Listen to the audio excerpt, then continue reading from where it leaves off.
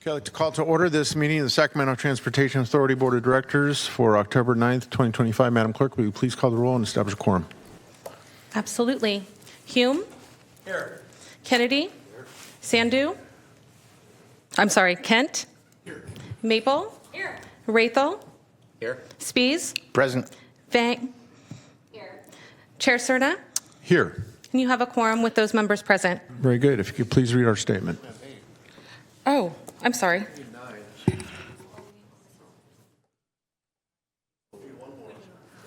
Okay, we do not have a quorum. I want to be respectful of everyone's time. Mr. Executive, are there any presentations or agenda items that we can hear in anticipation of another member that do not require a quorum to vote?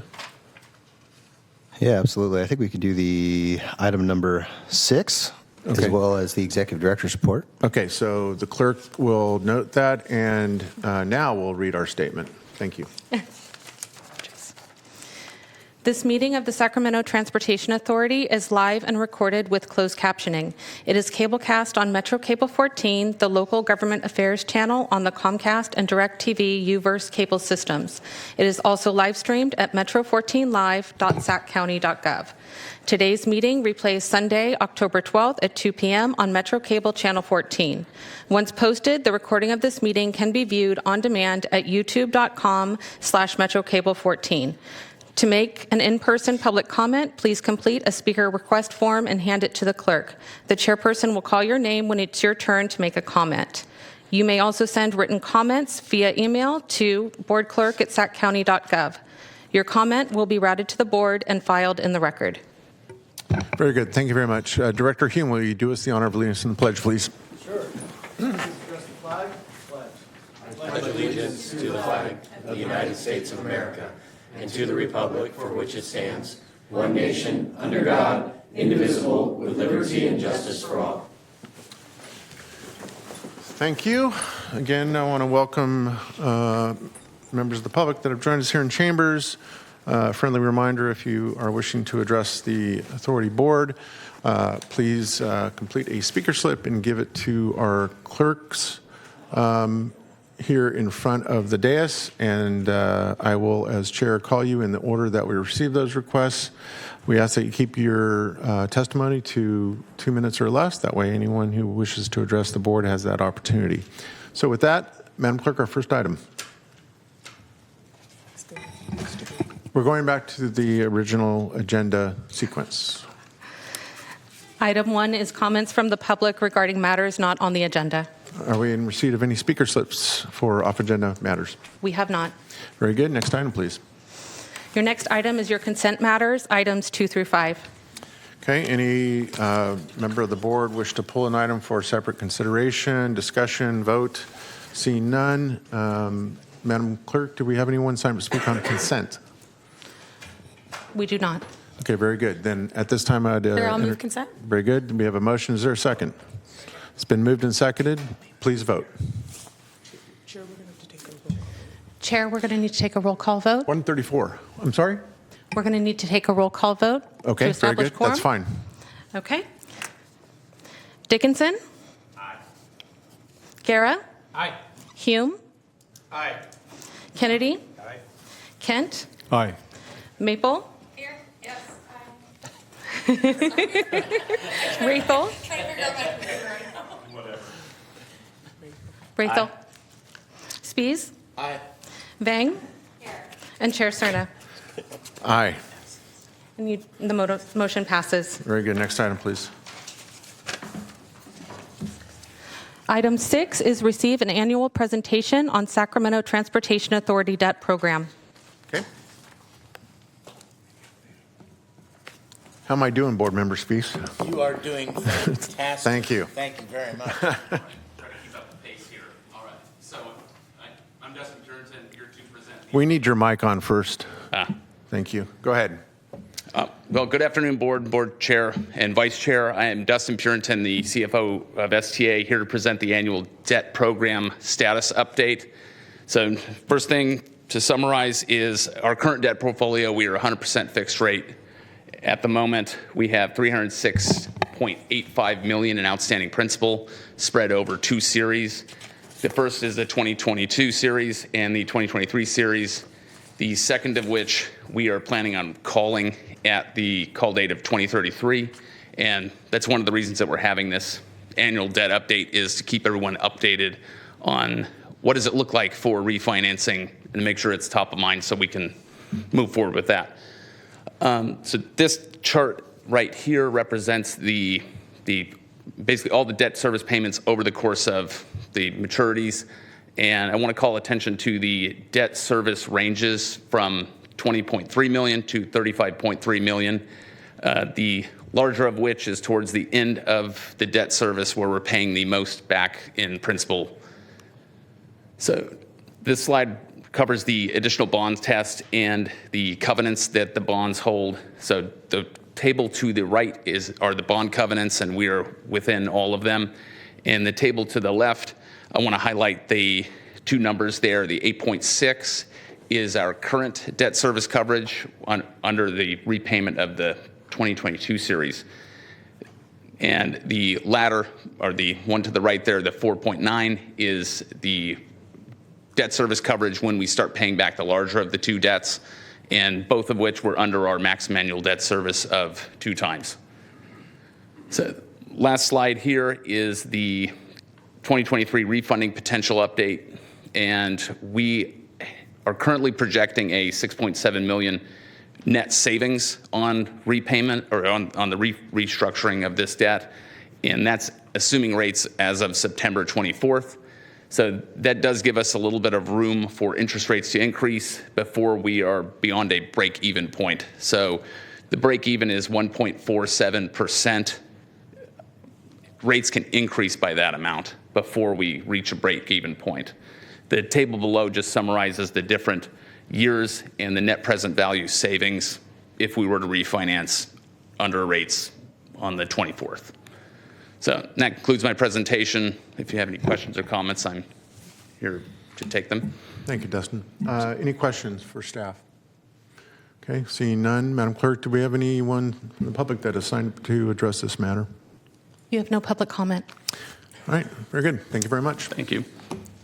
Next item, please. Item 7 is receive a presentation and authorize the executive director to submit a letter on Sacramento countywide priorities and applications for SACOG's 2025 Regional Project Prioritization Program.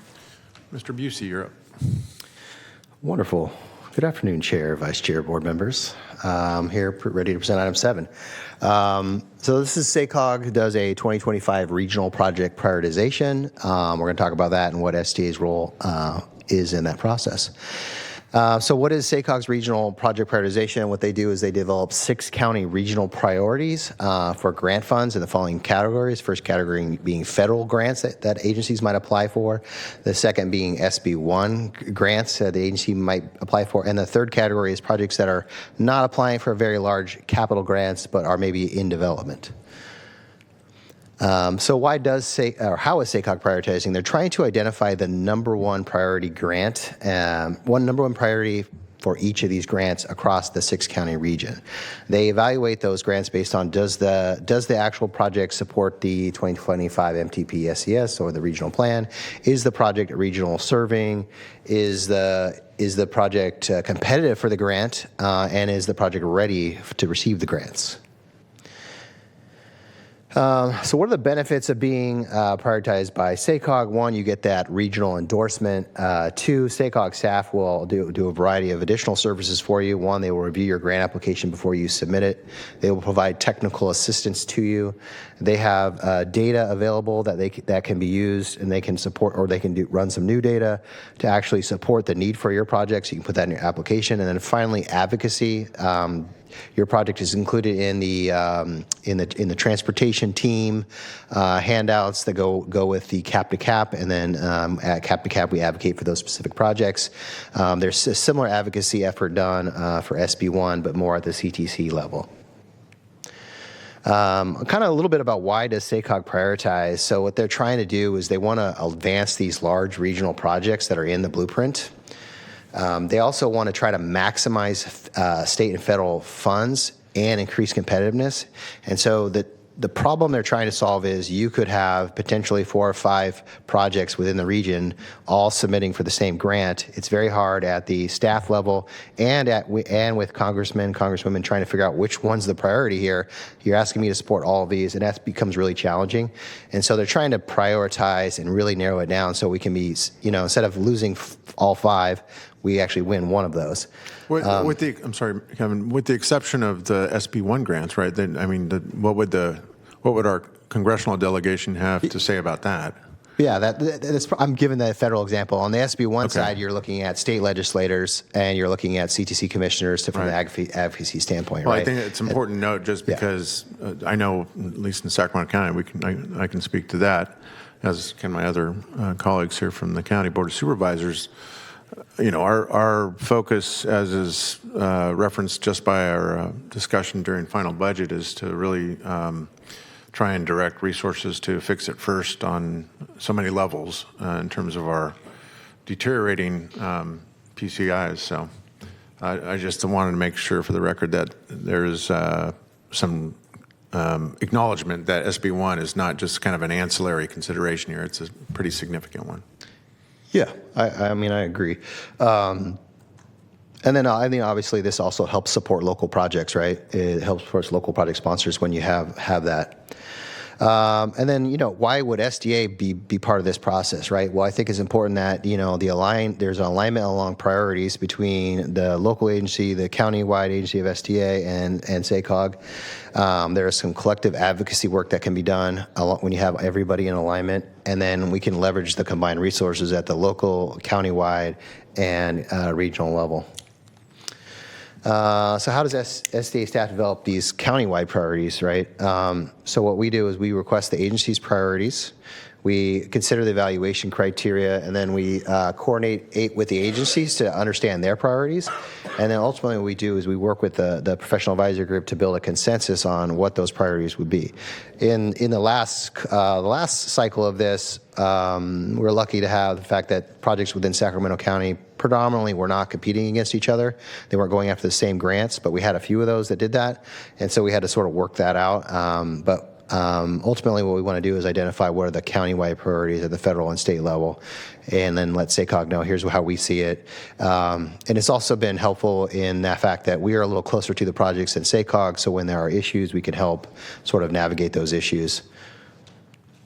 So here's the schedule. So what they're planning to do is in October, we're going to have the professional advisory group meet with SACOG and go over kind of high level what the regional project prioritization is, as well as the any questions they might have. And then about a week later, the applications are due.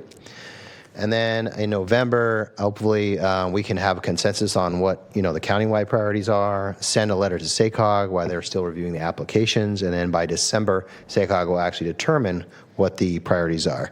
One caveat to that is they've done a delayed call for projects, so the federal and the sort of projects in the pipeline or projects still in development, that's happening now, and then the SB1 projects, which are due much later, are not going to be until spring of 2026. Excuse me, Kevin. Director Dickinson has a comment and or a question. I can wait till the end of the presentation. Okay. So one thing we're talking about a little new is, when should SDA be an applicant, right? I think if SDA is an applicant for these projects, it demonstrates regional significance. It's an additional lever for that. And especially when there's Measure A funding, which shows the project is more competitive given those funds.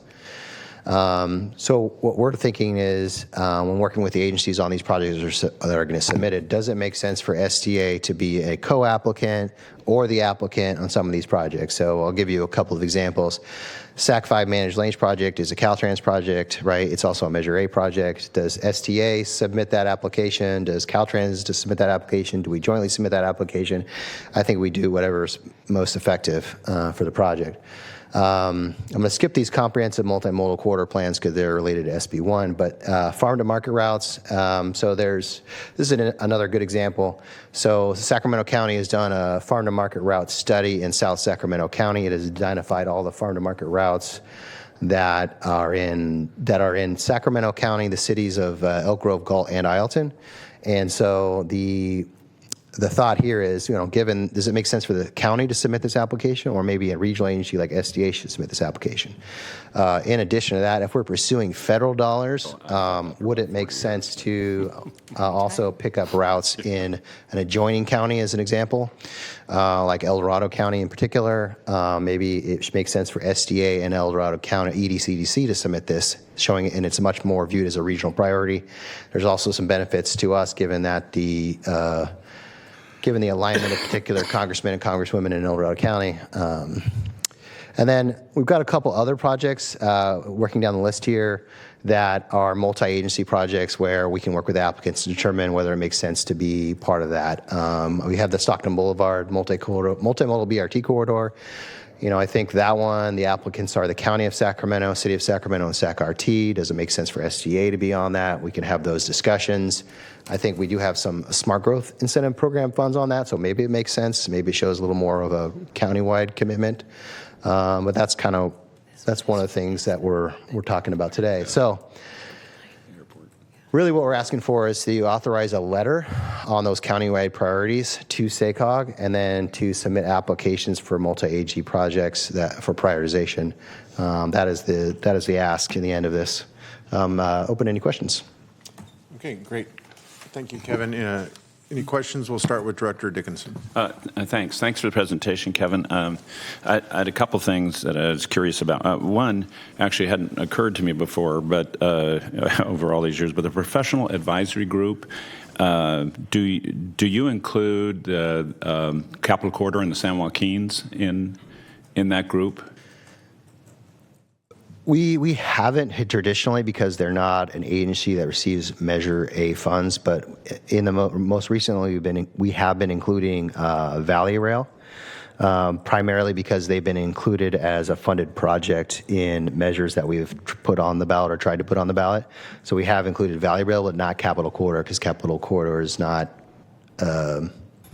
hasn't really. Yeah, we haven't included them. We can include them. I can invite them to the meeting. To me, it doesn't seem like there's a downside, and it seems to me like there could be an upside. So, for example, when we're talking about the Placer Sacramento Gateway, part of that is potentially Capital Corridor service. That's what really made me think about this. And the other thing that is certainly germane, at least it is to me, if no one else, is the third main line track. From Sacramento Valley Station to Roseville. And as distant as that may seem, it seems to me that it's something that should be in the mix. I mean, there are some things to talk about. It makes it worth having their perspective in the room when you're going through these discussions. I have no concern. You include... I think it's Jim Allison. Or Jim. Yeah, that's the name. I'll include him though. Yeah, I mean Rob Padgett is, but Rob's the ED, not the not the planning director. So yeah. Okay. The second thing I was curious about was to understand how your approach works with respect to some different categories of funding. So, for example, in long ago times, like the 2000s, if my recollection serves, each jurisdiction would make their nominations to SACOG in the county would make their recommendations or nominations to SACOG, and then the SACOG staff would come to the SACOG board with its recommendations, and the SACOG board would make its decisions on those things. So this changes that approach, and I think probably in a beneficial way. But what's the scope of that? Does it mean that only those projects that are multi-jurisdictional or include SB1 or federal funding which is most projects, I suppose, but are the ones that you're looking to come up with the priority list for, or does it include if the city of Sacramento has a project to add sidewalks in Oak Park, as one of its projects on its list that it wants to recommend or nominate to SACOG. Would that be included as an example in these discussions? And what's the division point here between what you're looking for in terms of a recommendation from the group and those that, if any, that individual jurisdictions would continue to make to SACOG? Yeah, so, I mean, maybe I should have been more clear in my presentation. I think when I was talking about federal funding, there's federal funds that go to SACOG, and you're talking about how SACOG awards those projects. And I'm talking about federal funds that are awarded at the national level by FRA or USDOT or so that's BUILD, that's infra, that's RAISE, those programs. And so what this prioritization is purely for that process.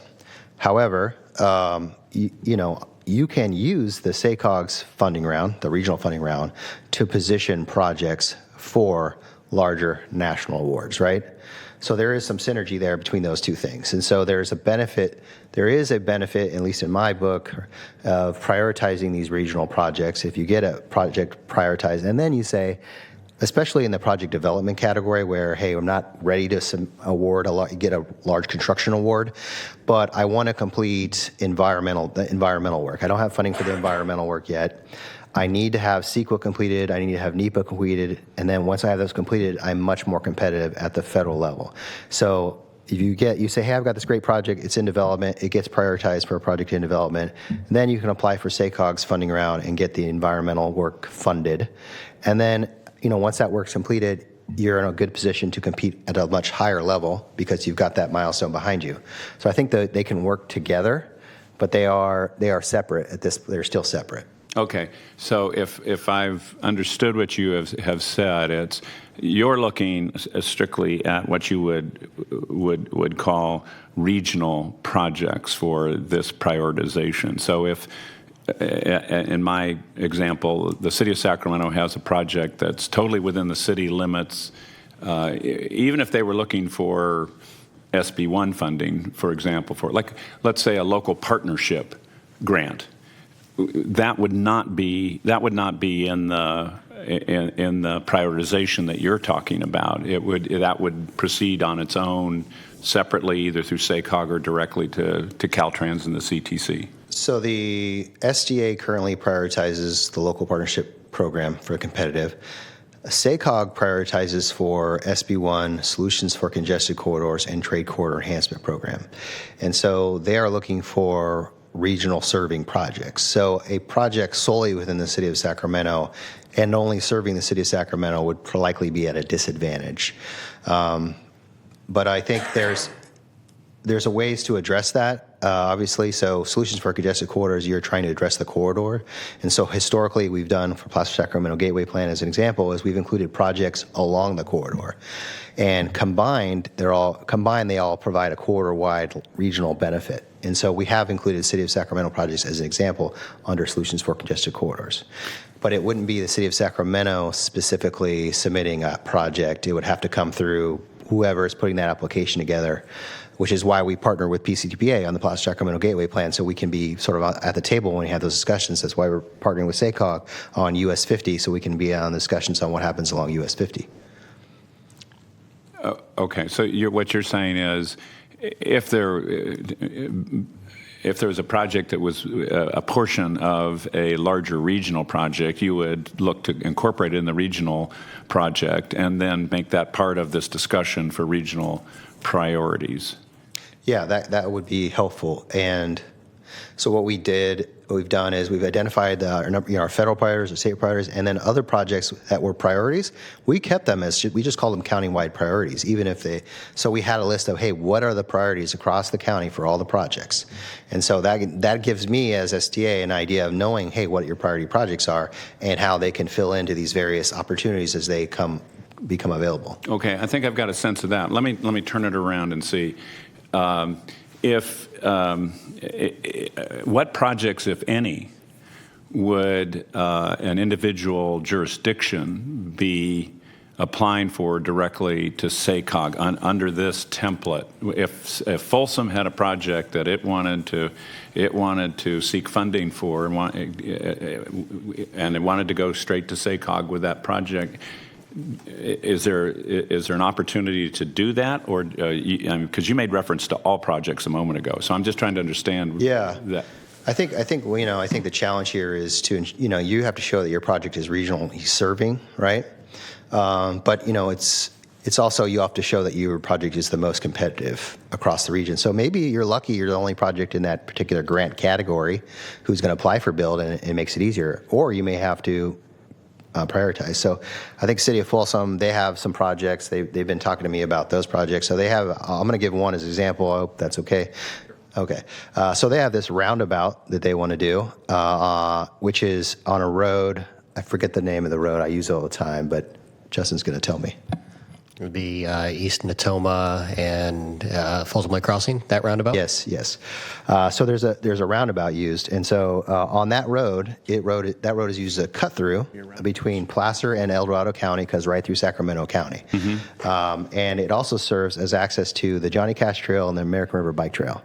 And so that project, I mean, it's a project in the city of Folsom, but it does seem very regional serving when you think about the amount of volume of traffic that comes through El Dorado County, into Sacramento County, out to Placer County, as well as the active transportation connections. So they can probably make a case that project is regional serving. I think they have the benefit of that. But not every project can do that. Not like it'd be challenging for like a complete streets project alone to do that, especially if you can't show the traffic volumes are supporting other regional movements and that kind of thing. Excuse me, what's the relationship between this and just because I have not paid as close attention to it in the last few years as perhaps I could have or should have. What's the relationship between this and the TIP? The federal tip? No. I mean the RTIP. The RTIP? Yeah. Oh, so the RTIP is a programming document, right, as it relates to how do we programming the federal, state, and local funds that SACOG maintains, right? Right, so but it also includes projects. Actually, absolutely includes Yeah. projects. So as projects are either awarded grant funds or you're locally funded those projects and they're some sort of significance, they're added to the RTIP. So, but that's post-award, right? And so the only connection between this and the RTIP would be that if this prioritization effort helps you get funding for a project, then it has to be added to the RTIP. The RTIP's not just post-award, is it? It's not just grants; it's also locally funded projects as Right. well. Yeah. So this is really connected but separate from the RTIP. In other words, for Folsom's Connected but separate. Yeah, it's a great analogy. Folsom's roundabout, they Yeah. could go directly to SACOG and say we'd like this in the RTIP. Right, and I'm not sure that project is in the RTIP yet. Right, it's still at that Just yeah. as an example. Yeah. Okay. Thank you. Thanks, Chair, for indulging me in that. Yes, absolutely. Director Kent. Thank you. I think it's highly advisable to accept this proposal and identify, consolidate priorities, achieve consensus, and coordinate that for SACOG's consideration. Presuming this is a new effort, the resources to be expended on this, travel, consultancy, any other staff time, is that identified or covered under the current budget? Yeah, so I think the current, really we're absorbing this through our administrative costs only. We're not asking for any additional funding or resources at this time.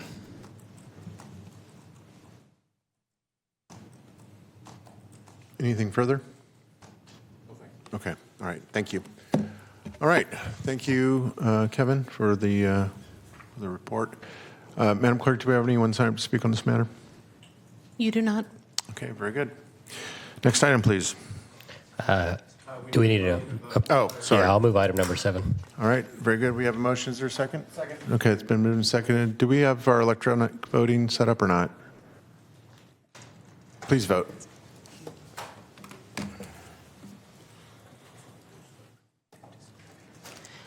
The item passes with those members present by unanimous vote. All right. We'll go to the next item now. Thank you. Item 8 is the Executive Director's Report.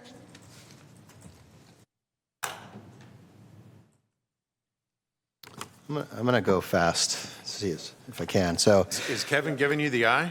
Kevin, I've failed you.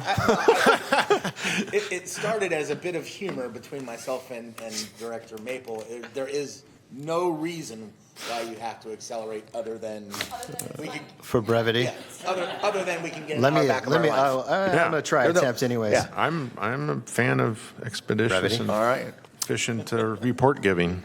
Wonderful. So at the direction of the chair, I will go quickly. Hey, legislative update, Assembly Bill 1223. We are still waiting for the governor, and he has about 4 days left, and hopefully he'll sign that bill, which will give us some additional geographic flexibility as it relates to future transportation sales tax measures, as well as other things. Countywide VMT mitigation program strategy update. We presented to 2 workshops to the board so far on that.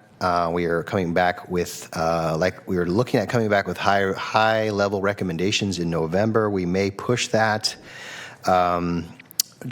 We have a stakeholder survey out to the various agencies that are on the working group, asking for their input on those recommendations. We have a meeting next week on some proposed recommendations, but we're trying to sort of wrap that up and bring something forward either in November or as could be as late as February.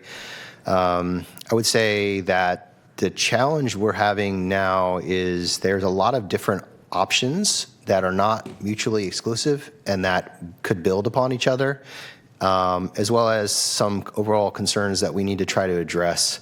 And to try to get something cohesive and that works together and is integrated is going to take a little more time than I anticipated.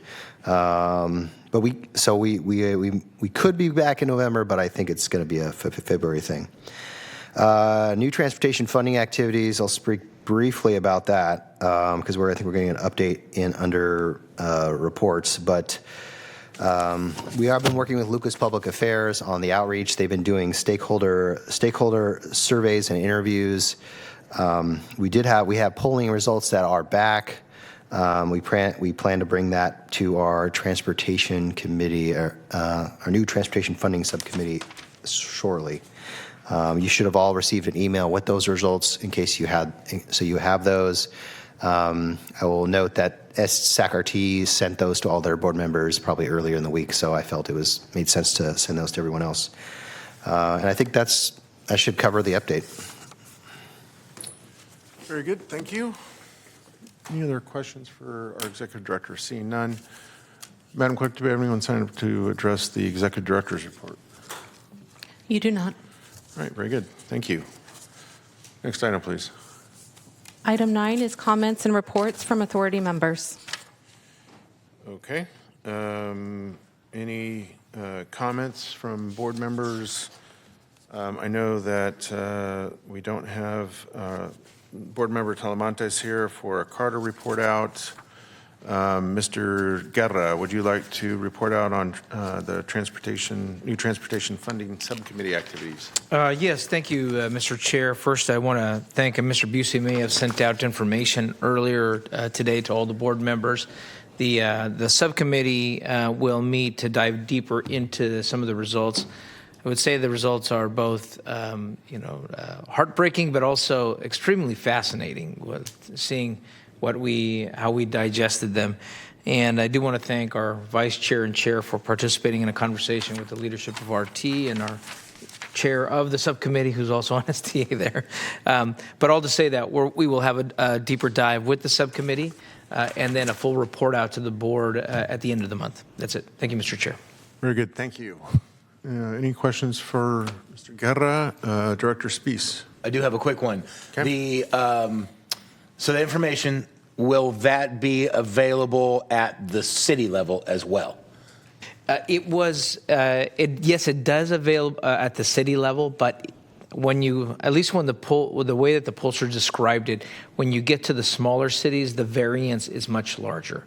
So it doesn't give you as clear of a detail at that level. But it did break out the individual cities and the unincorporated county. Right. And all I was saying, as I was looking through it, there were nuggets of information that were helpful not just to the transportation issue. Correct. And so I was wondering if it would be made available to the cities at that level. Oh, yes. You know what? That's a good question to ask, and also to see if there's any kind of cross-tabulation that's being worked on that actually might help with that specific discrete information that you may be looking for. Oh, thank you. Mr. Busey, you have a quizzical look on your face. Do you want to add anything?